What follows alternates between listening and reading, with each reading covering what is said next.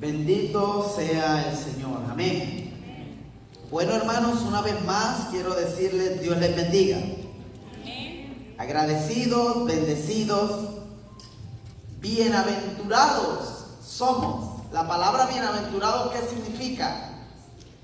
Dichosos, felices, es lo que significa esa palabra. Bienaventurados y dichosos todos aquellos que podemos entrar con libertad hasta este momento, siglo XXI, año 2018 y mes de diciembre.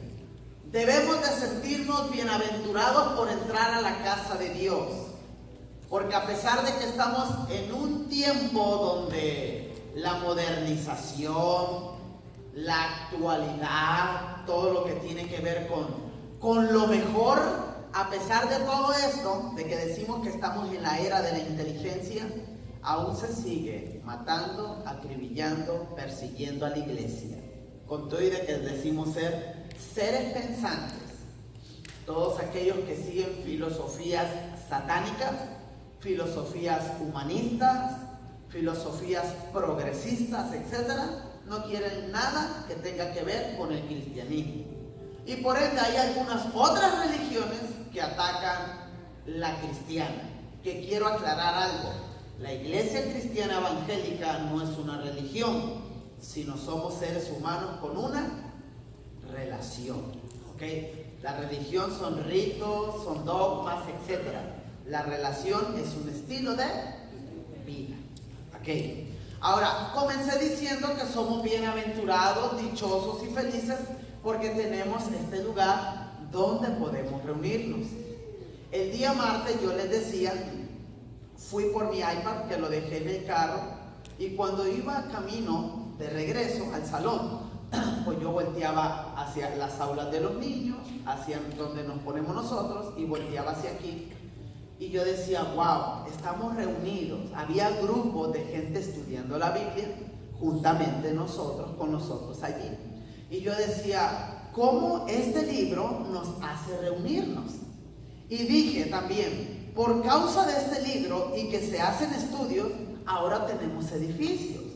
Hay iglesias, mega iglesias, iglesias pequeñas, pero por causa de este libro, para poder reunirnos, pues se construyen grandes edificios.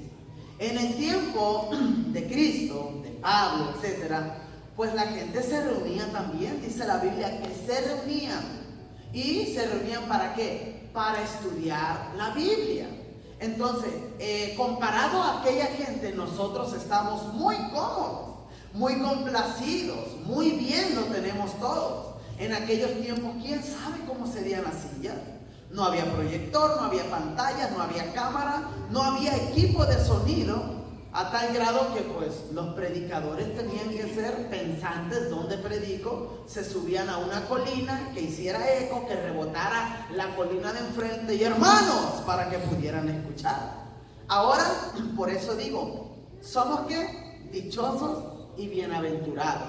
Que usted venga a la casa de Dios nomás para pasar el tiempo, hermano. Yo precisamente antes de salir de mi casa, yo le decía, Señor, una vez más a la iglesia. Yo sé que tú existes.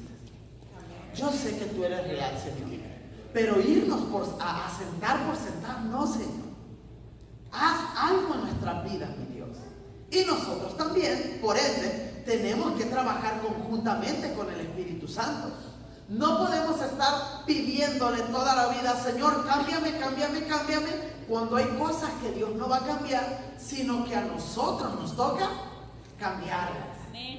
A nosotros nos toca cambiar el lenguaje, la forma de pensar. ¿Qué es lo que nos dice aquí el escritor en Romanos 12?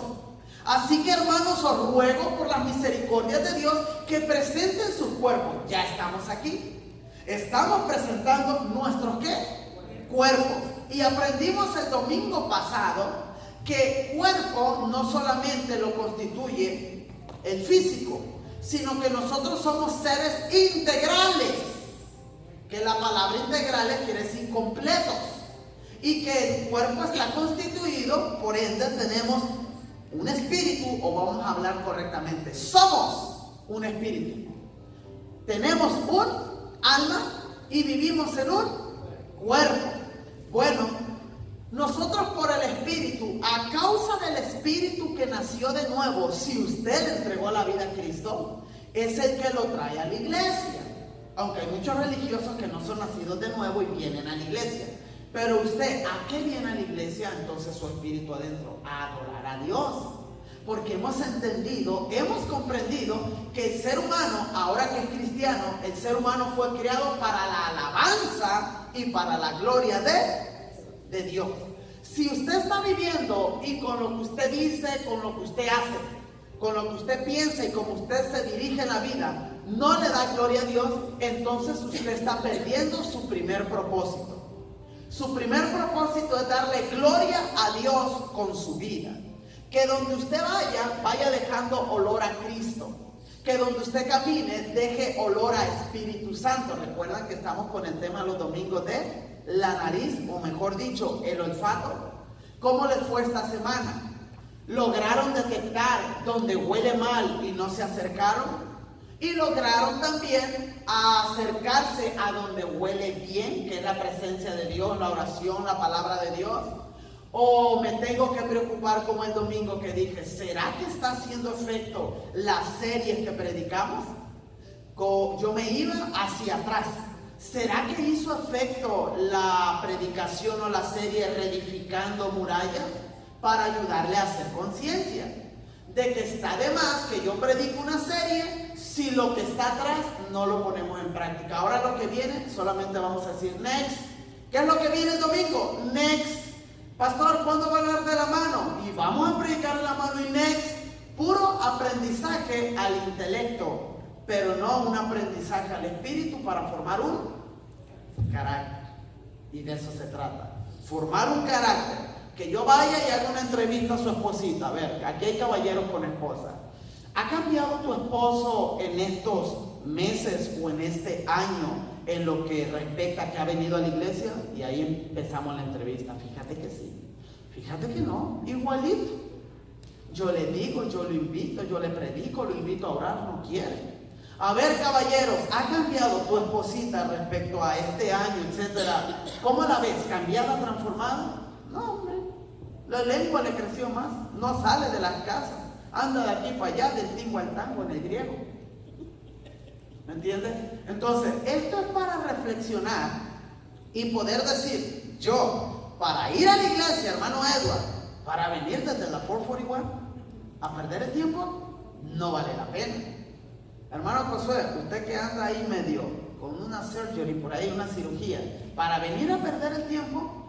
Pero de eso se trata, no es por ponerlo en alto, pero de eso se trata. Ustedes no saben lo que le pasó al hermano Josué. ¿Lo digo, hermano Josué? No, mejor calladito. Él tuvo por ahí una pequeña cirugía, aquí está esforzándose. Yo sé que lo que él le pasó es grave. De eso se trata el cristianismo, aclarando. No se trata de sadomasoquismo. Hay momentos que no podemos venir y no podemos venir.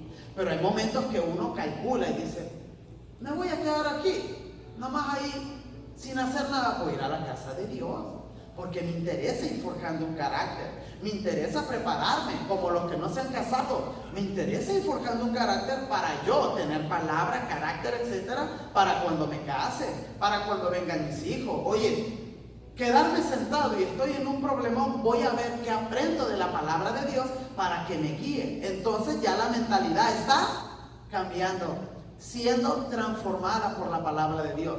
Miren, hay mucha gente a la cual usted podría decir, yo envidio, en el buen sentido, en cuestión al descanso. Yo salí de mi casa y normalmente cada viernes yo veo un grupo que se pone por ahí alrededor de mi casa a sentarse. Y yo llego corriendo, y que si el estudio, que si medio como, y ahí ando corriendo, y mi papá, en el caso de él ahora que está aquí, papi, ayúdeme a subir esto aquí, allá, el carro. Y en ese sentido uno dice, qué envidia. La gente llega ahí del trabajo, pide una chicken wing, hay otros que piden otra cosa, ahí están los niños, bien desatendidos todo, pero ahí están disfrutando su vida. Aquí está la contraparte. En cambio nosotros nos estamos esforzando. Yo estoy cansado, como yo sé que usted también está cansado. Pero aquí no solamente viene a escuchar a un loco ahí gritón que a veces le dice, hermano, no, está bien, aquí puedo estar yo como puede estar usted. Aquí lo importante de venir a escuchar es la palabra de Dios. Porque una vez yo permitiendo que estas letras, escuche, entren a mi vida, van a hacer algo van a hacer. Algo van a hacer. La palabra de Dios dice que la misma palabra es espíritu y es vida. Esto quiere decir que mientras yo esté predicando palabra de Dios, aunque usted considere un simple consejo, está hablando a su espíritu. Que cuando usted esté en casa, usted hasta no va a poder dormir si está haciendo algo mal, porque ahí va a estar. La palabra de Dios dice, compórtate con tu esposa. Compórtate con tu mujer. La palabra de Dios dice, ama a tus hijos, dale tiempo, sé un buen trabajador. Y ahí va a estar redarguyendo. Es ahí donde vienen los cambios. En cambio, a la gente que se queda en casa, comiendo, disfrutando, ¿qué le entra aquí? ¿Qué le entra acá? Nada. Es más, entre ellos mismos se llenan de pura basura. Pura basura. Malas palabras, groserías. Hace un momento le decía yo aquí a mi padre, a veces la gente nomás se queda para entre ellos mismos hablar. No hay otra cosa, no hay otros temas en los borrachos o con la gente inconversa. Cuando no es hablar del mismo licor, de mujeres, que de las drogas, groserías, etcétera, etcétera. Un mundo de perdición. Sin embargo, usted viene aquí y no paga por esto, ¿verdad? Usted viene y se lo dan gratis. El Señor le bendice para que venga a tener un cambio en su vida. Amén. Así es que, hermanos, pues yo les invito a que tomen en cuenta este texto. Algunos no lo entienden. Verdaderamente, el que lee Romanos 12 no lo entiende. ¿Qué es eso, hermano? Que transformado, que la renovación, que del entendimiento. Bueno, échele cabeza y léalo despacito a ver qué quiere decir. Quiere decir que cambiemos nuestra forma de pensar. Ya basta de ser guiados por filosofías, por ser guiados por los pensamientos del mundo. Ahora, ¿qué dice la Biblia? ¿Qué dice Dios? Y pues vamos a entrar en materia. Tenemos hoy la clase que lleva por nombre principios. Principios de autoridad o principios bíblicos. Amén. Esta clase la estamos dando con el fin de forjar un carácter, con el fin de crecer, con el fin de hacerle mucha honra a estos bigotes que nos salen, a esta barba que nos sale, a la edad que tenemos. Porque la edad que tiene no indica que usted es maduro. Por eso estamos predicando esto. ¿Sabía usted que yo puedo tomar una jovencita como Griselda y ponerla aquí? Griselda, ponte aquí. Y tomar una persona adulta, permítame, hermano Javier, aquí. Y no es de que así sea, pero voy a poner el ejemplo. Las iglesias están llenas de este tipo de cositas. Jovencitos que se entregan del todo y van creciendo espiritualmente y van madurando. Y tienen 17, 20 años. Sin embargo, tenemos hombres de 40, 50, 60 años que a la par de estos niños siguen siendo otros niños en el sentido espiritual, no avanzan. Entonces, ¿con qué fin, hermano Leo, usted decidió traer esta clase de principios bíblicos? Con el fin de que la iglesia crezca. Y aquí le va. Lo triste del caso es de que muchos no se interesan en la palabra de Dios. Entonces tenemos un desbalance espiritual en la congregación.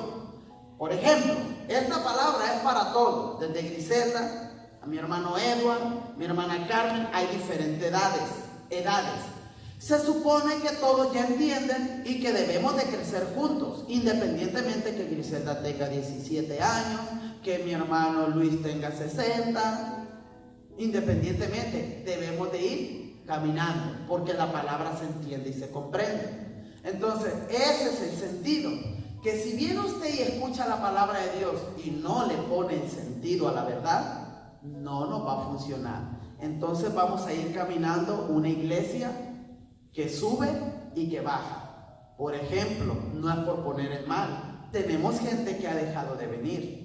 Y yo le he dicho a personas con todo el amor y respeto, personas que tengo confianza de decirles, Recuerda lo que dice Santiago, no seas un cristiano como las olas del mar, que las olas del mar ahorita vienen y luego se van, el rato vuelven y luego se van. Yo les he dicho, madura, crece, le digo. Este es tu tiempo. Mira a tu esposo, mira a tu esposa, mira a tus hijos, mira a tu, etcétera. Madura, es necesario en este tiempo madurar, porque conviene, y usted se va a dar cuenta.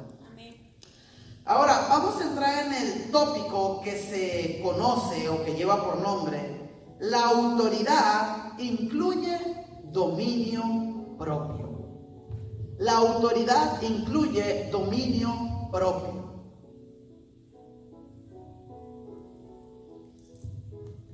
Si esto se lo hubieran enseñado antes, yo no sé, yo podría ponerme en los zapatos de mi madre, de mi padre, que quizá yo era un pequeñito, yo recuerdo que andaba por allí corriendo en los altares, pero yo digo, si esto le hubieran enseñado a mi papá, a mi mamá cuando yo estaba al lado de ellos, no sé, la hermana Carmen también ha de compartir lo mismo, hemos compartido. Si esto se nos hubiese enseñado antes, no que siempre lo mismo, hermano, deja la borrachera, ama a tu esposa y ya. No, dame principio, dame Biblia, dame profundidad para aprender cómo llevar la vida conforme al corazón de Dios.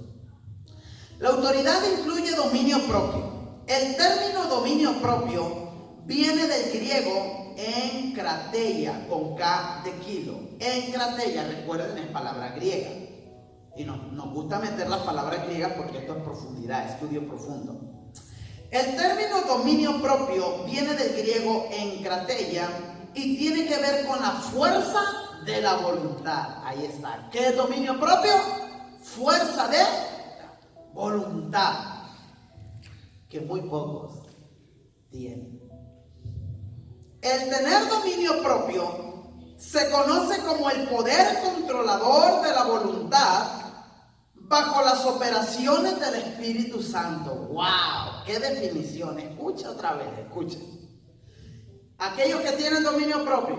El tener dominio propio se conoce como el poder controlador de la voluntad bajo las operaciones del Espíritu Santo. Que alguien me diga por qué. Porque el dominio propio me hace a mí anunciar que soy un hombre gobernado por el Espíritu Santo. ¿Recuerdan el fruto del Espíritu? Y el fruto del Espíritu es, ¿qué dice?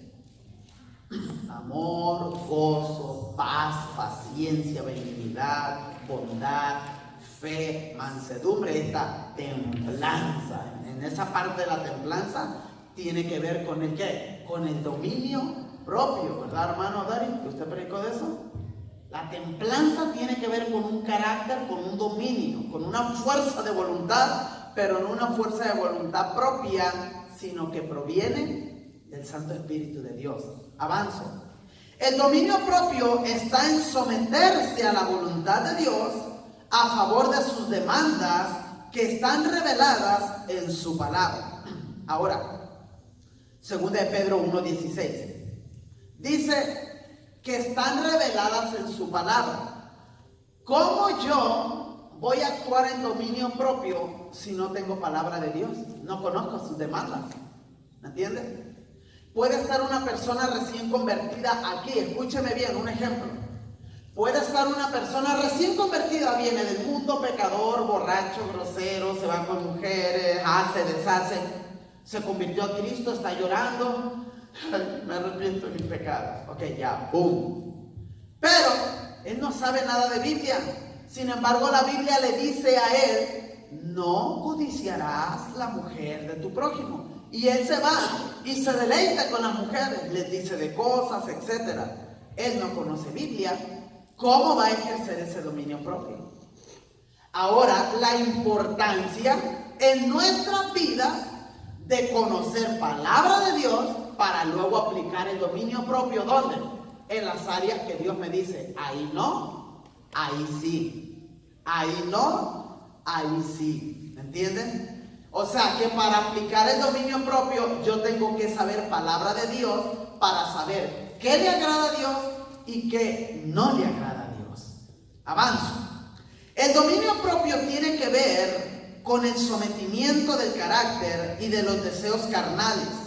Es el nivel de disciplina que tiene la persona evitando que la vida se desmorone.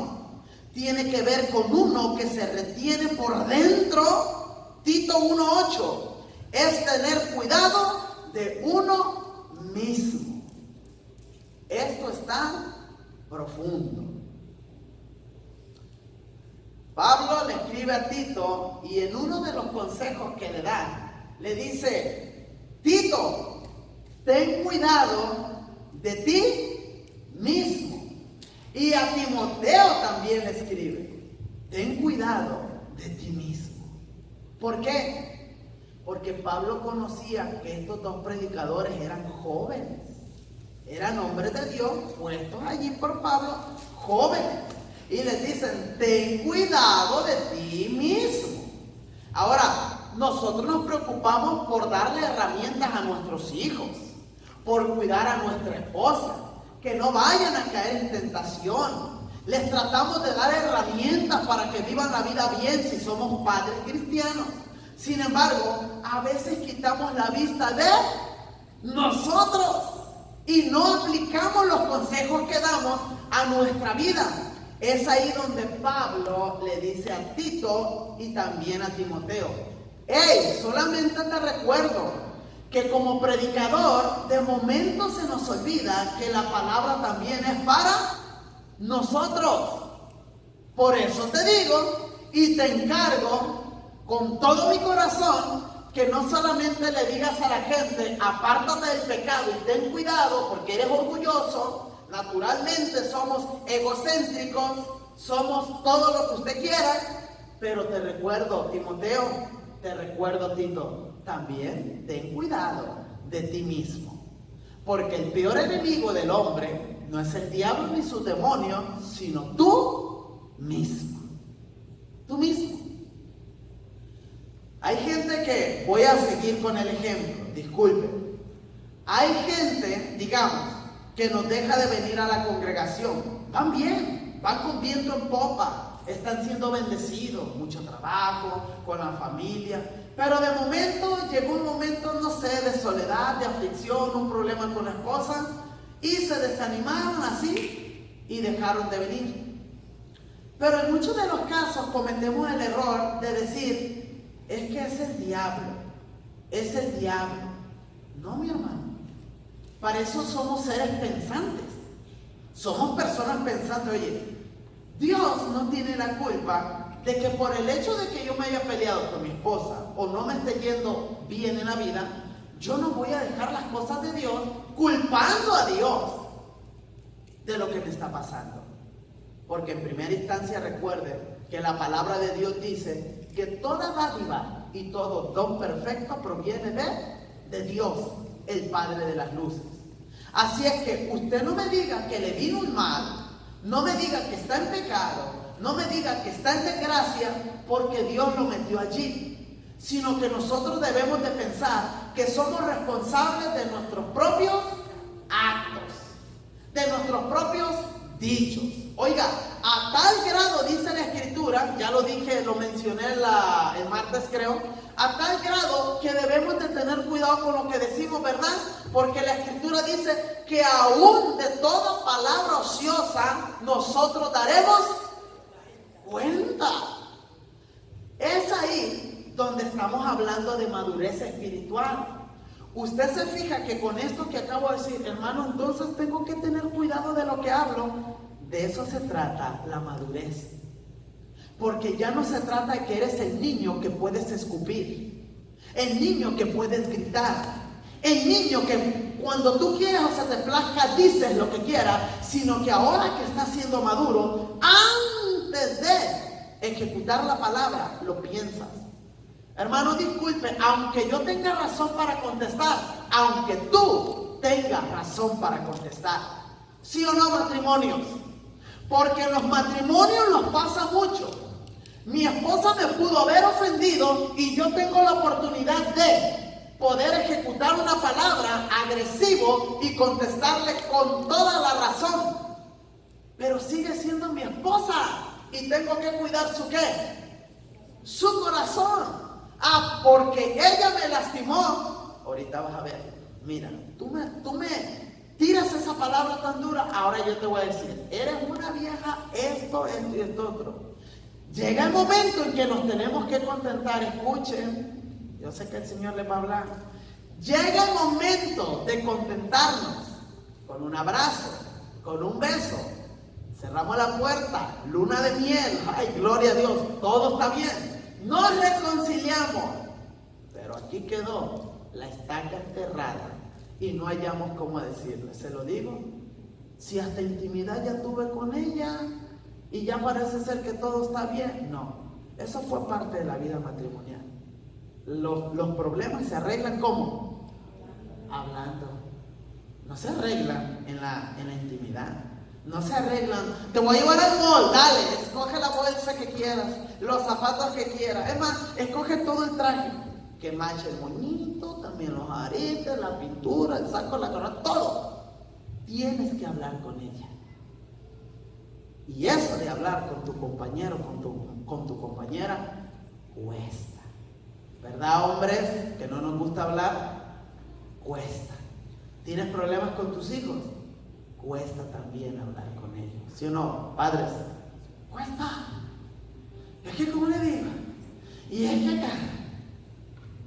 Esa es la vida del maduro. Hablar y enfrentar los problemas. No se solucionan por medio de las concupiscencias o los deleites. Qué bonito si así fuera. Me enojé con mi esposa. Luna de miel, mi amor, esta noche, ¿ok? Gloria a Dios, aleluya. Los ángeles tocan trompeta y todos están contentos en el cielo. No, qué bueno que fuera así. Pero no, el Señor te dice, tienes que aprender a humillar tu ego, tu orgullo, y ve y dile, mi amor, perdóname. ¿Qué? Si ella fue la que me ofendió. ¿Quieres aprender humildad como Cristo? Sí. Y empezamos a llorar, sí, Señor. Vaya y dígale, oiga, y ahí va la cachetada que nos da nuestra esposa. Después de que ellas nos gritaron, que ella vienes a pedir perdón. ¡Ay, santo Dios! ¡Santo! Que no se supone que es ella la que tiene que tener dominio propio, aceptar que la regó, como buen mexicano decimos, que falló, y también bajar el semblante. Bueno, estoy dando ejemplo. No se supone, mujeres, que deben actuar así. Estoy dando ejemplo del montón de mujeres que hay en las iglesias inmaduras. Qué bonito que los dos fuéramos con el piquito para abajo, ¿verdad? Yo fui, no, mi amor, yo fui. No, hay que pelearnos. Yo fui. No, con el orgullo, mi amor, nos dice la esposa, yo la regué. ¿Sí? ¿La regaste? Hasta que te estás humillando. No, que los dos aceptemos en humildad. Yo fallé, no, mi amor, yo fallé. Eso no existe en los matrimonios, ¿verdad? Pero aquí en la Gran Comisión es lo que estamos enseñando. No un consejo del hermano Leo, sino un consejo bíblico. Dice, cuando tu hermano te falle, ve tú y pídele. ¿Quién lo hace? Cuesta. Porque tú sabes, yo pedí perdón. Bendito. Cuando tú hagas eso en tu matrimonio, en tu vida secular, entonces sí dime, hermano, soy un cristiano maduro, listo para las grandes ligas. Heme aquí, pastor, listo para el liderazgo cuando el Espíritu Santo lo guíe. Ay, está duro.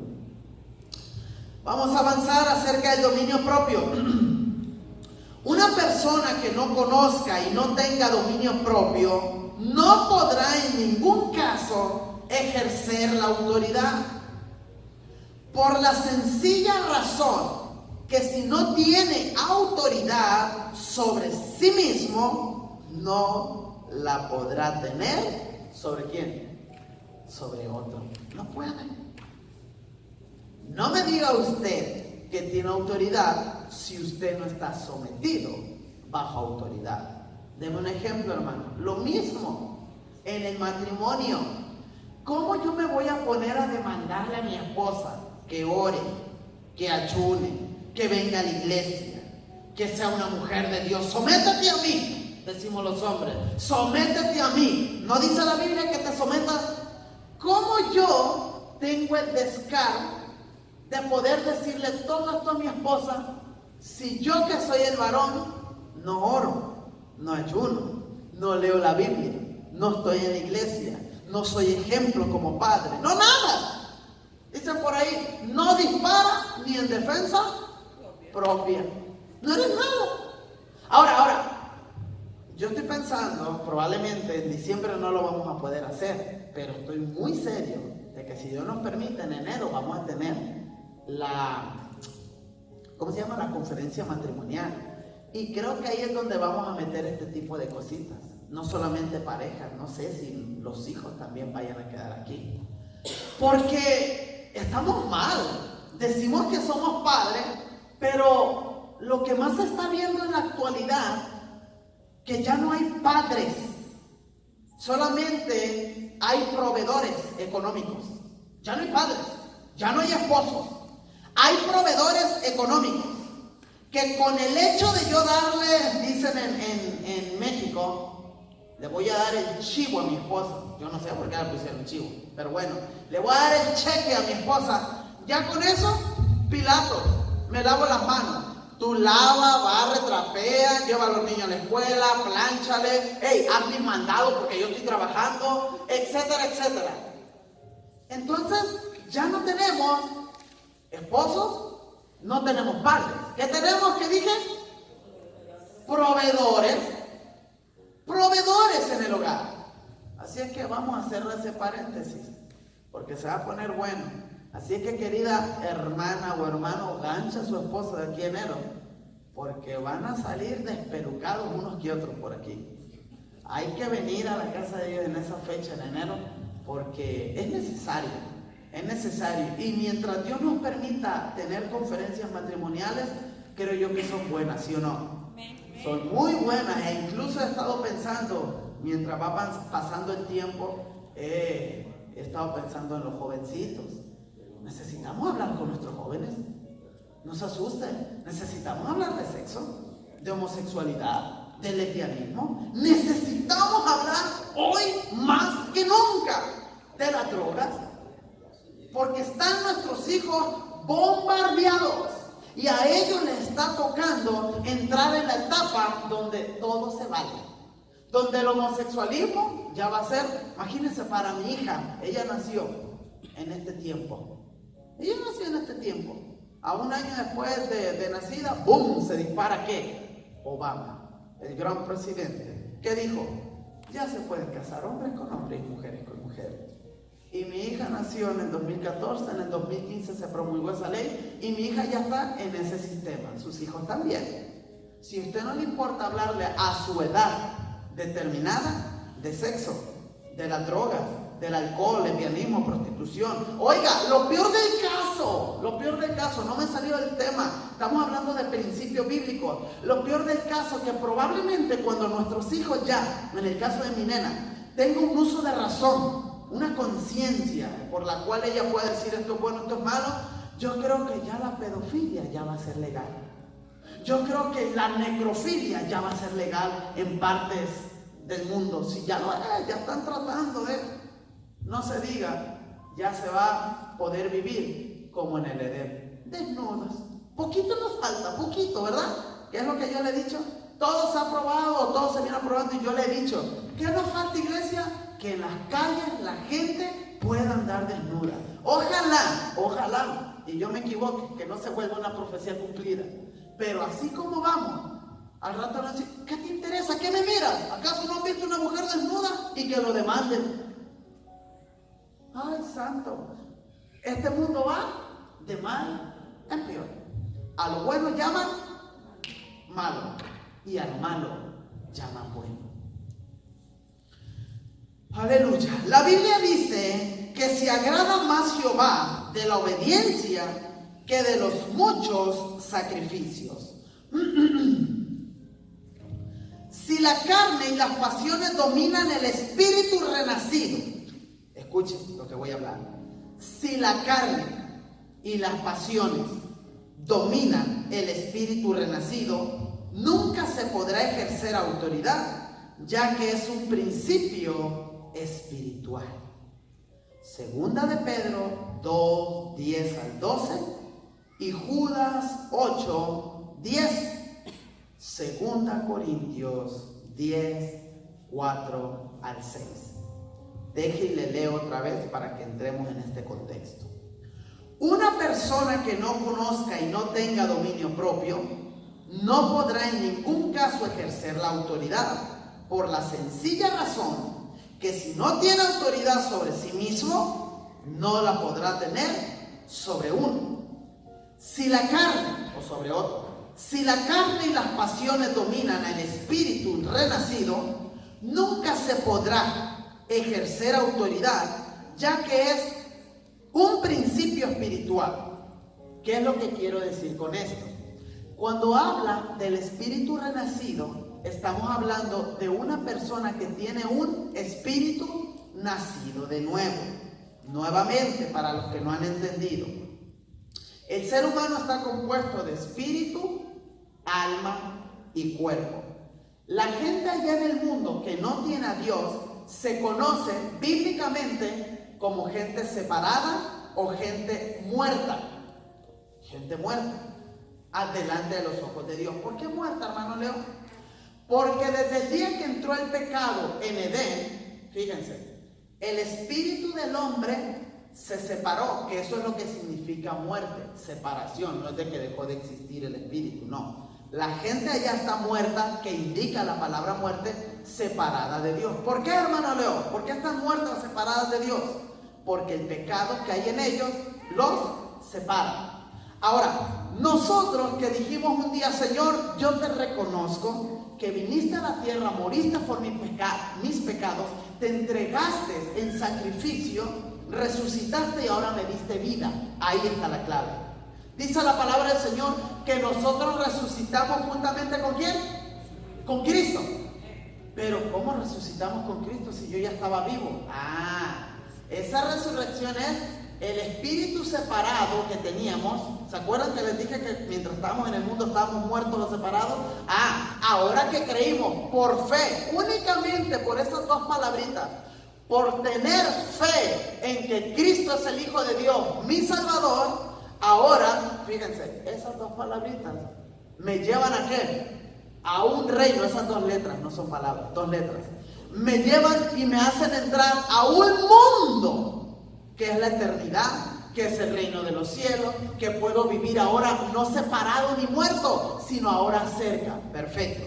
Ahora que ya tengo vida y que mi espíritu está renacido, les decía, una persona que es dominada, escuchen, por la carne y por las cosas sensuales de la vida, nunca podrá ser ¿qué? Gobernada por el espíritu. ¿Por qué? Porque el principio bíblico es de que para yo ser espiritual, para yo ejercer dominio propio, debo de ser guiado ¿por quién? Por el Espíritu Santo, y en este caso personalmente por el espíritu renacido, que es su espíritu. Por eso usted cuando peca, usted, echó una mentira en el trabajo, usted contestó mal y usted dice, no, yo me siento